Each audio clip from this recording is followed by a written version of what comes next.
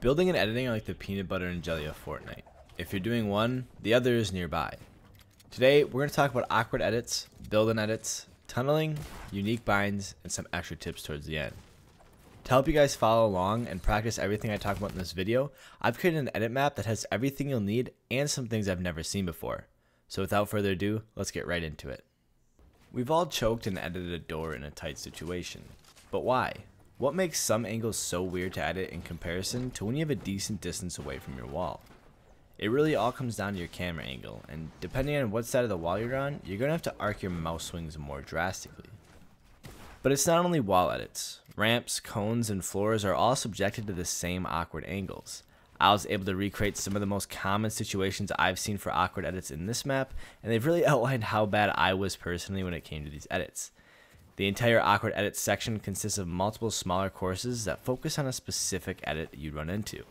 The two I run into most commonly in game is the wall and the cone, but as well there are mini courses for ramps which are turned back towards you in a weird way to help simulate some of the situations you run into in game.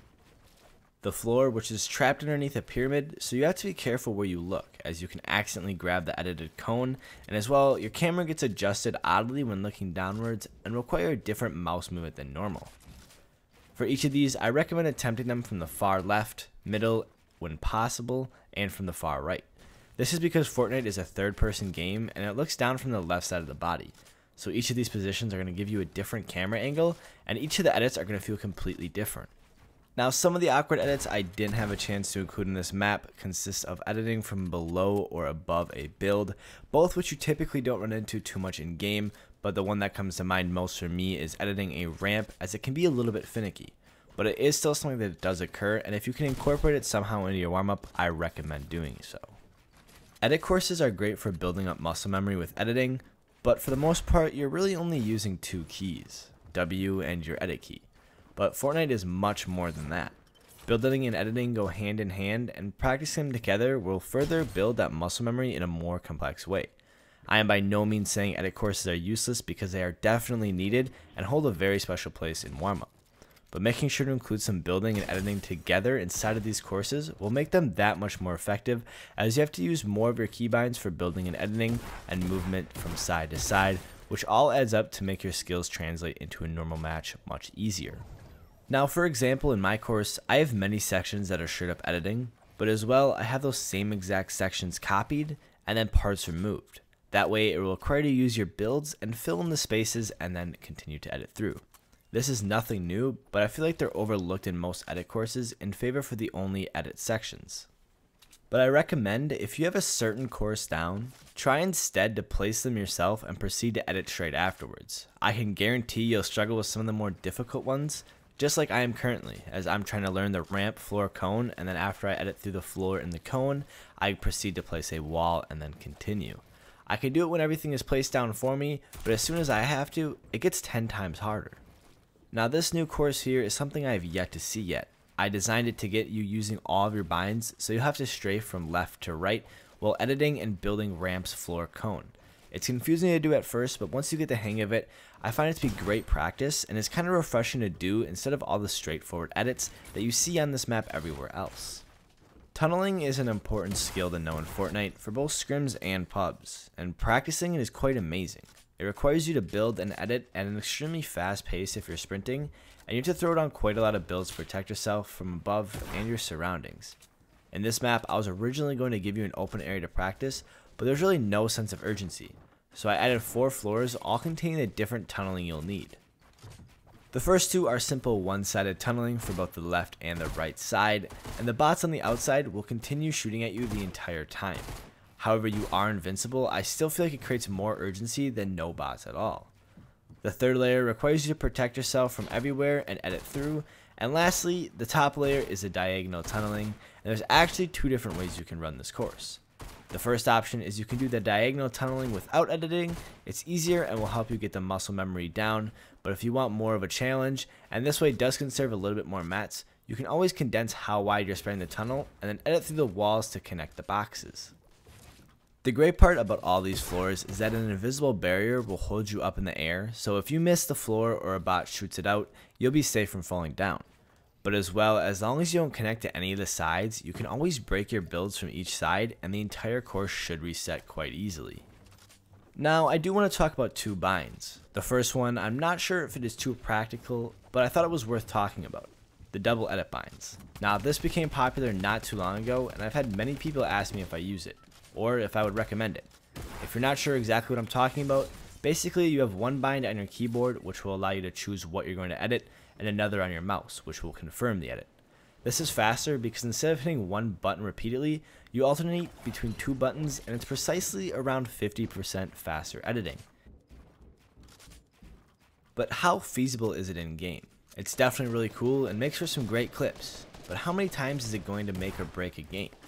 After you become fast at editing, there's not many times where you're going to need to crank out a ton of edits really fast. So is it worth sacrificing a mouse bind to double keybind? Personally, I'd say no, but that's my opinion. And if you practice your edits normally, after a while you'll be at a fast enough pace to be able to edit through anything that happens in game. The second is scroll wheel reset, which I'm sure you've all heard about, but if you don't have it on yet, I recommend you do so immediately, and for a couple of reasons. It's great for resetting walls or floor cones after you go for a shot, and this is partially why I didn't include already edited walls in this edit map, because practicing scroll wheel reset isn't really needed. You just have to scroll your scroll wheel. Now, I do want to mention when using scroll wheel reset, I recommend switching immediately to your shotgun slot after every time you reset. Because if you scroll an odd amount of times, you'll end up holding out your build plans, and switching to your shotgun will make sure this will never happen. And getting into the muscle memory of switching to your shotgun is going to help when you're fighting someone close range, which is when you're going to be using this reset bind a lot of the times, and you'll get into that muscle memory of pulling out your shotgun immediately and being ready to fight. And personally, one of my favorite things to do with scroll wheel edit is to bait a shot. So once you take a wall, you just make a quick edit to bait their shot, and then you reset the wall fast enough to block their shot and then quickly pump them and take their wall back again. Now this typically won't work against a good player since they'll already have a ramp or a cone to block themselves. But if you can push someone into an odd position inside their box, they're already going to be uncomfortable and they won't be able to read the situation as easily and can be a great way to finish off a fight. Now something I sadly couldn't fit inside my map but I think is very important is re-editing an already edited structure. Once your turtles expand and you have half edited walls and ramps, it can get harder to edit through everything fast enough. So making sure you can swap and edit fast is a great skill to have. This really shines through in arena mode and scrims when you're going in a turtle and the zone starts to move backwards to where it once was. And when you're inside that same exact turtle, swapping around your edits to make sure you're in a better situation and kind of blocking off your backside is going to help out a lot. But as well, if someone tries to push into your turtle to use yours as a way to move through zones safely, being able to edit and fix them and kind of fight somebody in a situation where half of the walls are already edited is a really great way to deal with them. Now I do want to go over a couple smaller tips that didn't fit in with the other sections or couldn't be expanded into their own. Some may be more well known, but I'm going to mention them just in case you haven't heard of them yet. Every time I go to edit, I pull out my pickaxe to stop the chance of me accidentally pre-editing any builds. If you hold your blueprints out, there's a chance you hit your edit key prematurely and you'll be left with a half-edited build. And you definitely don't want that in a build fight or endgame. Now, one thing I'm sure has annoyed all of us is a half-edited wall that can't be reset easily because the other half is blocked by a ramp. If you pull out your wall builds and aim to where you'd place a wall over the half-edited wall, and then look into the open area, it will allow you to grab the edit for that wall and reset it to its full state. Once you learn an edit and you feel like you have it down, try incorporating it into your builds. Starting with something small like 90s is a great way to start, but finding a useful way to use the edit can be hard, and implementing it into your builds that you already use consistently will help make it a part of your gameplay. Not only that, but just like when I was talking about building and editing, it will help you get your fingers moving across your keyboard and will help you extend that muscle memory to building and editing rather than just an edit course version of that edit. Editing is essential to Fortnite, and being able to edit as fast and precise as possible will determine the outcome of many fights. Practicing things like awkward edits or any edits that you really struggle with are really going to help you out more in game. Thank you guys all for watching. If you haven't yet already, make sure to follow my Twitch. I'm going to have it linked down below. I'll be on a regular streaming schedule very soon. And as well, make sure to drop a like and subscribe for future tips and tricks. And I'll see you guys all in the next one.